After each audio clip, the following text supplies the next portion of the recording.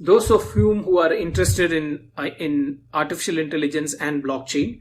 Now, this is a paper which I recently wrote. It talks about how the patent prosecution can change with these two technologies. The Patent Office has always changed the way it prosecuted patents based on technology. Whenever the technology changed, it changed. For instance, soon after Industrial Revolution, the Patent Office, we did not even have a complete specification to start with. 300 years ago, there was no complete specification.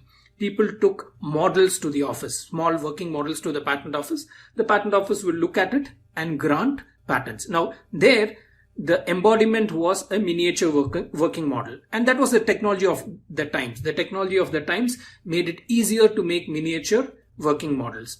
So with time, with the printing press developing and paper becoming the main source of representation, we slowly moved from the working model to the written specification.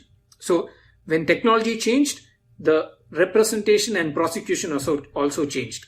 Now with this, when we made all our Patent Office database online, it became much easier for people to search prior art, which was not there during the age of the models. So all that is discussed in this paper. So you see that whenever the technology changes, and when we say technology changes, the technology by which we represent the invention.